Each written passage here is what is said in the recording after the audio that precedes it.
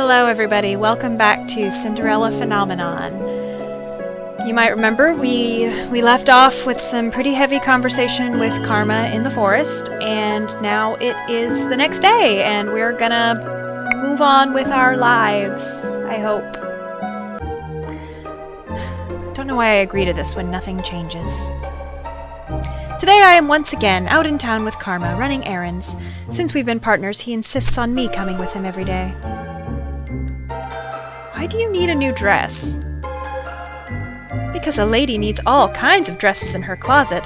Variety is key when you want to make a good impression. Are we gonna go dress shopping? I'm so excited. Why would you want to make a good impression on people in a disguise? A disguise is meant to conceal you. It doesn't exist to be flaunted. That is not true. There are plenty of disguises and like alternative personae and things that are meant to make a good impression or to flash or to dazzle, and I'm pretty sure like the entire drag queen industry is built on having a disguise that like dazzles. I'm just saying. Oh, no, darling. I only wear the disguise to stop the curse from working on people. It's not really meant to conceal anything but the fact that I'm a man. Being doted on by a married woman, by a woman in love with another man, is especially troubling. Ooh, I didn't even think about that. I was picturing being, like, stalked by some, like, you know, single, unattached person with, like, no family to go back to, so at least, like, it makes sense why they'd latch on to someone, but, like, yeah, good point, buddy. Is the curse really that powerful?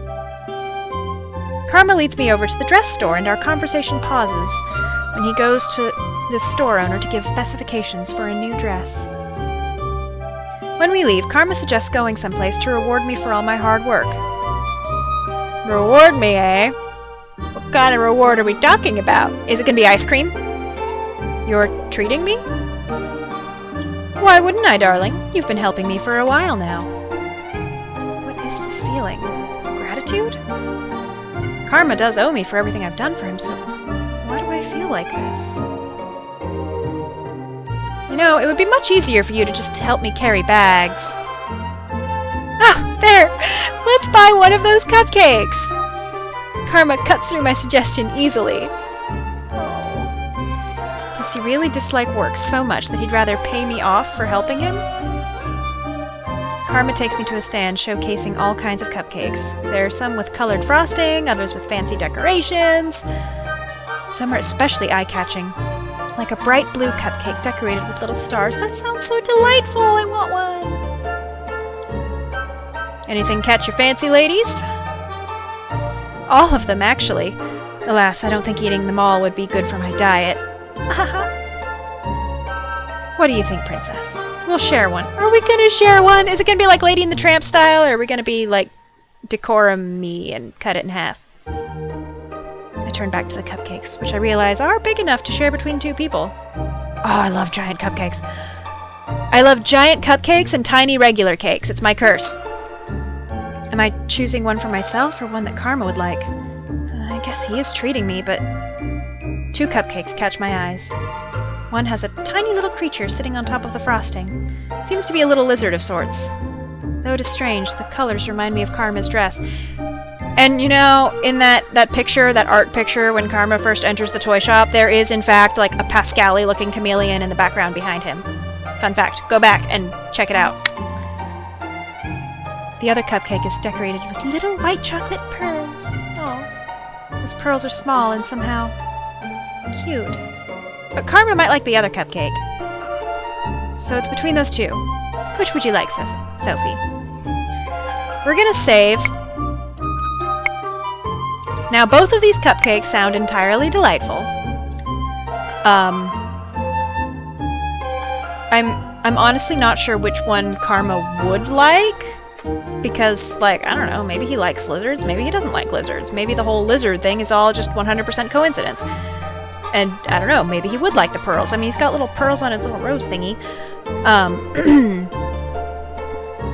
So, like, given that I don't know what he would actually like, and given that I don't have all that much of a preference, they both sound really cute. We're gonna go with the lizard, just because, I don't know, like a little critter sitting on a cupcake sounds slightly more adorable than the pearls. Like the pearls sound more elegant, but the lizard sounds kind of more fun. So we're gonna go with the lizard. I'll have that one. The one with the... Oh my. Is that a chameleon? Oh, is it Pascal? A chameleon? It is a chameleon. Oh, that's adorable. Sir, we'll take one of those. I was thinking he'd like it for the colors, not the chameleon. Whatever that is. Sweetie, have you never seen a chameleon or, like, heard of a chameleon or read about one in a book? Oh, see, we did get the little gem. Let's go somewhere. Let's enjoy this somewhere else, shall we? Yes, Karma, do let's. And then you can tell me all sorts of stories about what a chameleon is and how it's a metaphor for you. Oh, a fountain! Karma leads me to the middle of the plaza. The two of us find a table. He walks off to get a fork and a knife, see the picture of elegance, before returning and handing a set to me. Do we really need a knife and a fork to eat a cupcake? So, before we got your dress and you distracted me with cupcakes, we were talking about your curse. Were we? It's not an interesting topic. Au contraire, Karma. I was glad we had gotten off that tangent, to be honest. Why don't you want to talk about it? You have your secrets, just as I do, Princess. But do you want your curse lifted? Like, that is kind of my big, lingering question. Like, it seems from our conversation with Rod that he didn't want his lifted for whatever reason. And, like, maybe you don't want yours lifted either. Maybe there's something about this curse that makes your life better, even though this can all be inconvenient. But the whole point of pairing up is to help each other with our curses. Princess, you want to help me? Only because it is necessary that I help him so he can help me. Sophie! You're so cynical! I haven't made any progress helping you, though. Oh, we look so sad. You said you would provide me with opportunities. Dots. I'm not very good at that, am I? I'm sorry, Princess. Well, I don't think I've done anything for you, either. Well, at least you're both at 0. Princess, you've been helping me for the last few weeks.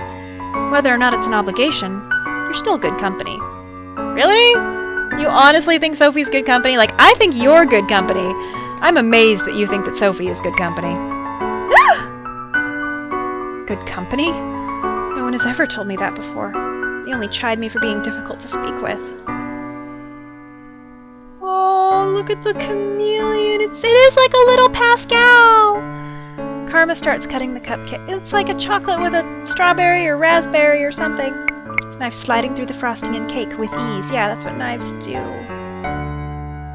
I've definitely never seen such refined manners for a simple dessert. What was your life like before the curse, Princess? I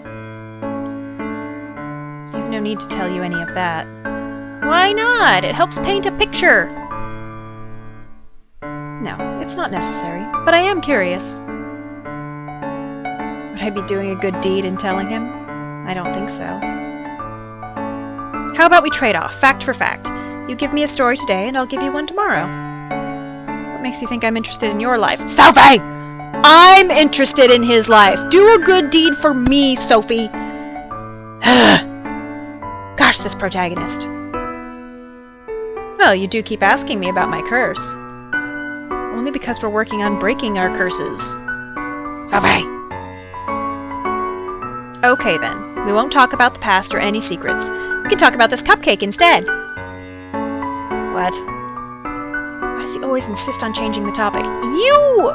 Lady, you could have gone for it. He gave you an opening. That master fencer there. He gave you an opening and you chose not to take it. This is your own damn fault. Karma cuts the chameleon on top in half. No. I notice that he gives himself the head, which is a lot cuter, while I get stuck with the tail.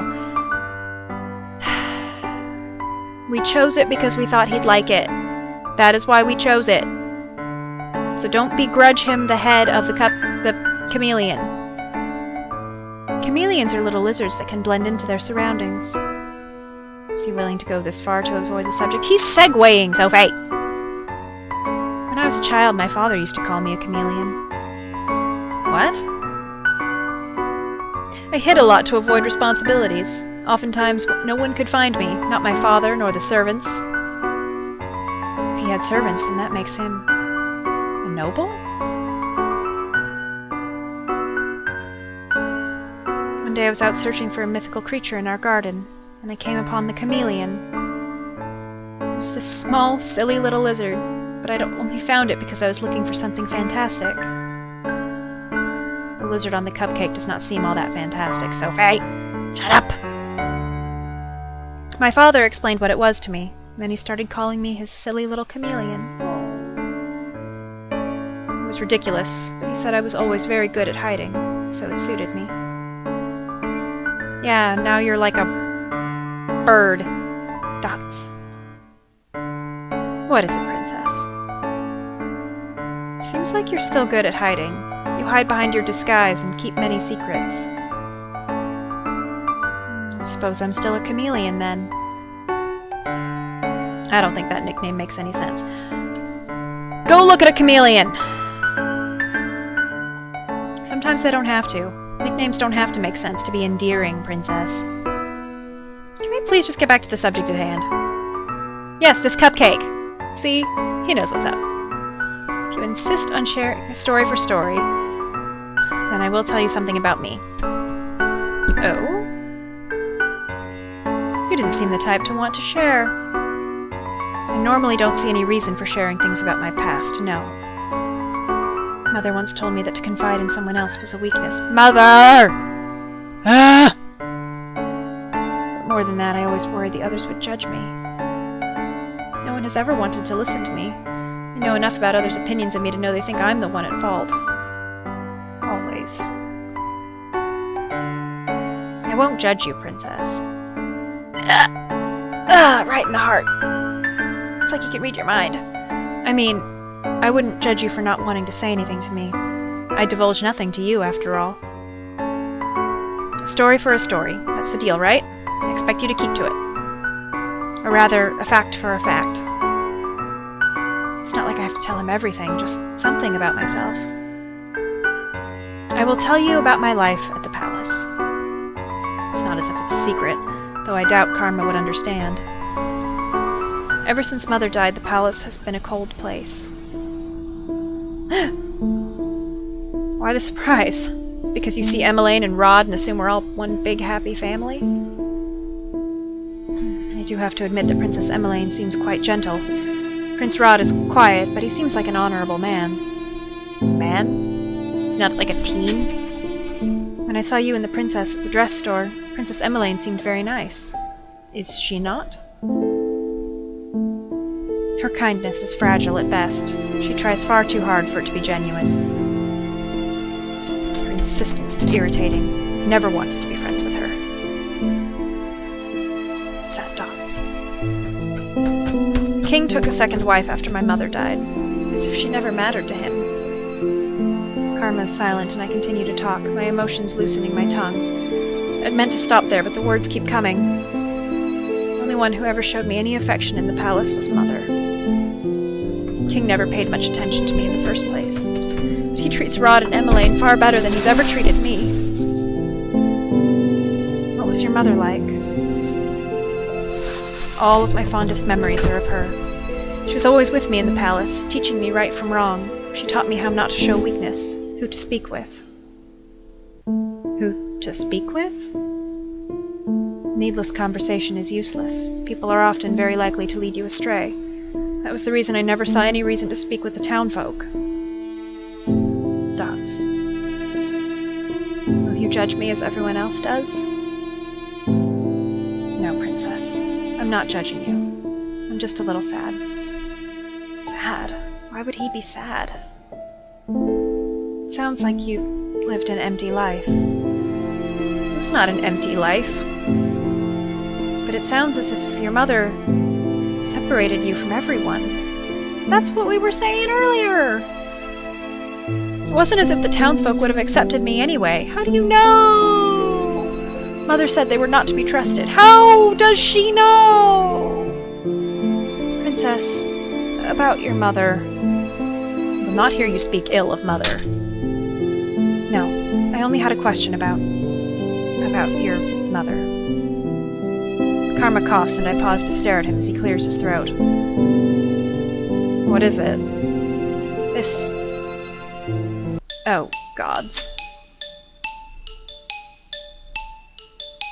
I hear the change immediately. His voice is slower, far lower, the soft gentleness gone. Karma puts a hand to his throat and rumbles. What?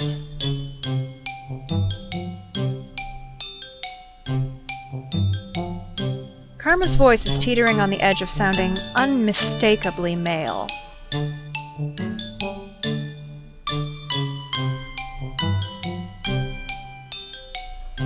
I've always wondered how he's able to change his voice, but I always forget to ask him about it. What happened to your voice? Oh, it's Miss Karma! I don't know if this voice is supposed to be like male or female or what. Okay, it's a lady. Oh, hey, is that witch from earlier? I turn to see a young market girl approaching us. She looks at Karma adoringly. I've always wanted to speak with you, Miss Karma, ever since you complimented my dress that one time in the dress store. Your dress is lovely today, as always, Miss Karma. Dots. Karma? Dots, stern dots. Take a hint, Sophie. Miss Karma, are you okay? I'm quite fine. I cannot help but giggle as the girl takes a step back, looking shocked at Karma's now deep voice. Karma curses again in his deep voice before forcing a bright smile on his face. Excuse me. I'm feeling under the weather. I notice that he's trying to change the pitch of his voice, but the highness is only annoying rather than soothing now. Oh, I'm sorry. Karma turns to me urgently, but I'm too amused to offer any sort of assistance. Sophie! Help! What is it, Miss Karma?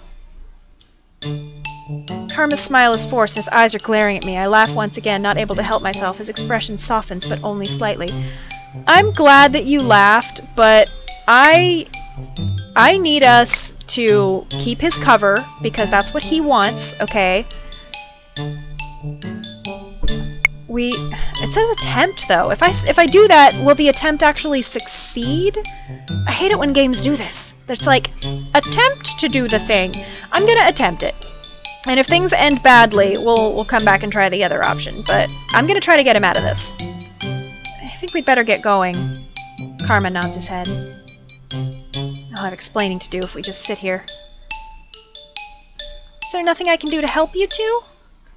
No, obviously not. I'm sorry. Duh! Dots.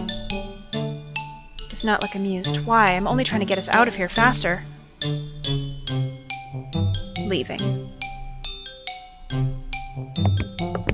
He takes my hand and curtsies politely to the girl as he pulls away. Karma, you sound sick. It's run out. Run out? Potion that Parfait makes for me. I must have talked too much. You talked too much? Karma puts a finger to his lips and strolls through town. He shakes his head, making it clear he won't speak to me until later. When we arrive at the tavern, it's already dark. Karma pauses and turns to look at me. What? You have a nice smile, Princess Sophie. I'm glad I could make you laugh. Nyeh! Well, of course I laughed. You sounded ridiculous. It's worth sounding ridiculous just to see you smile. Oh, I should have taken the tease option. I'm not going to get the little gemstone-y thingy. You and Rumple really are the same. The comment doesn't faze him. He smiles widely as he leaves for his room.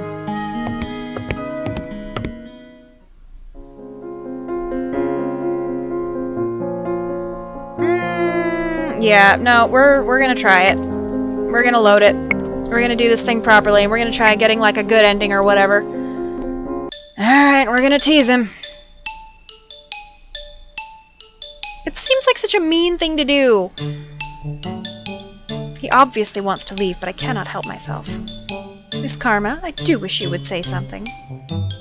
Yeah. At the very least, you should thank this girl for her compliment. You're not good at teasing. Oh, no, it's quite all right. Come on, Karma, you're usually the most charming person on these streets. Thank you. Dots. He sounds like he's dying now. Why did that get the points? Like, I get that we're smiling and he likes to see us smile and all, but like, that just seems like a needlessly mean way to do it. Like, really? Really? Can't just like play a game of charades or something and then be all just like laughing about how it's a movie, it's 4 words long. It sounds like camel. Cannot help but start laughing again. The small annoyance on Karma's face seems to dissipate completely. Seems fake, but okay. Leaving. And curtsy. And now he's sad. He takes my hand and curtsies politely to the girl as he pulls me away. Karma, you sound sick. It's run out. The potion. Yeah. And we're just getting ourselves back to... When we arrive at the tavern, it is already dark. Karma pauses and turns to look at me. What? You have a nice smile. Thanks. I mean, I'm not happy about this. This is why you should just play board games with funny comedy voices if you want to sound ridiculous and also make her smile. You don't have to, like, run out of potion in the middle of a town square and embarrass yourself. You and Drumple really are the same. Doesn't face him. Smiles widely. People are weird. I'm glad I could make you laugh. Shh. Cannot get those words out of my head, even though I'm supposed to be resting for the night. I think I should go see if Karma's practicing with Jurian or Garland. I leave my room and go down to the reception room. Delore and Parfait let me go to the forest at night alone now, since they know I'm meeting up with Karma. Parfait is in the reception room tonight reading a book. I was always told reading in the dark was bad for your eyes. Oh, Princess! I didn't see you! I notice she's closed the book and I can now read the cover. She's reading Cinderella. It's my fairy tale curse. The Great War caused by the fairy tales, right? Yes, that's right. And yet you're reading one. The curses are based off these fairy tales after all. Why are you reading Cinderella? My curse isn't anything like the fairy tale. It's reversed. True, but the morals remain the same. In order to become Cinderella, you must be good like her. Cinderella had everything handed to her by a fairy godmother. I had everything taken away. Princess, have you truly had everything taken away from you? Compared to what I used to have, but what I have now might as well be nothing. You have friendships, people who enjoy your company. No one in this tavern enjoys my company. Are you sure about that, Princess? I think you just have difficulty trusting that we all like you. Like me? Why would you like me? You've become like family here. I haven't even been here that long. It doesn't matter. Everyone here at the Marchant is family. Family. You're saying that everyone at the Marchant is like family? Princess, you're one of my boarders. You're more than just a regular here. You live here with us. So like I said, you're family. I speak more with people here than I've ever spoken with my own family. In the palace, I was always alone. The only person I could speak with was Fritz. Are you going to watch Karma practice? I nod in response. Be safe, Princess. As I head to the door, I recall what happened earlier today. Parfait, what is this potion you make for Karma? You mean the potion I make to change his voice? He begged me to help him when he first designed his disguise. Karma makes a beautiful woman, but he didn't think the illusion was complete without a convincing voice. Yeah, that's kind of right. You know how picky he is. Dots. Something else on your mind, Princess?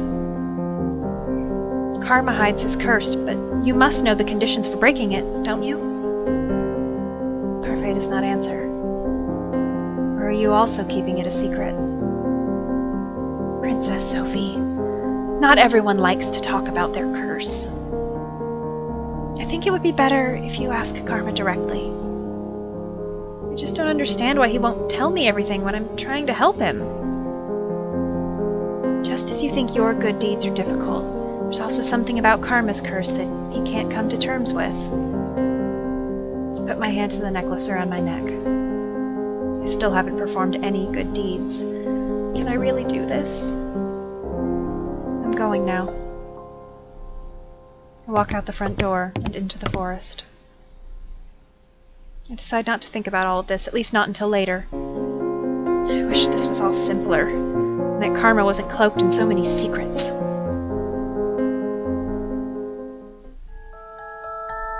Mother, I went to town today. Oh? I told you not to go into town. Did your father take you? He told me it would be fun. And was it? No. Everyone looked really angry at me, but I don't know why.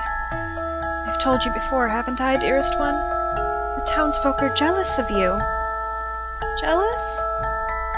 They're bitter about their lot in life, and because of that, they will seek to use you for your status. You cannot trust them, Sophie. You cannot trust anyone but me.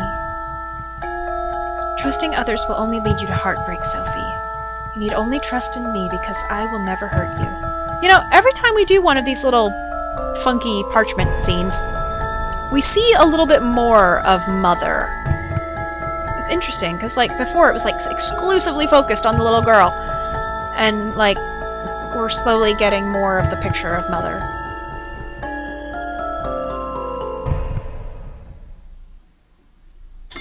Favors and Payback. Chapter 5! Okay.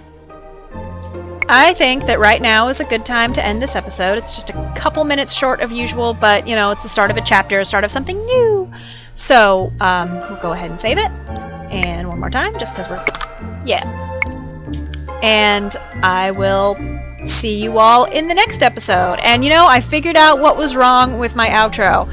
I have not been doing the thing where I'm like, hey guys, like and subscribe to my channel at the end of my videos. And it's because, honestly, I don't even think about it. I keep forgetting to. I, a person with an actual degree in marketing, I don't think about, like, putting that at the end of my videos to be like, subscribe. So, and I don't think that's going to change necessarily because I don't see myself remembering to do it. So I'm just going to say goodbye for now. And I'll catch y'all in the next one.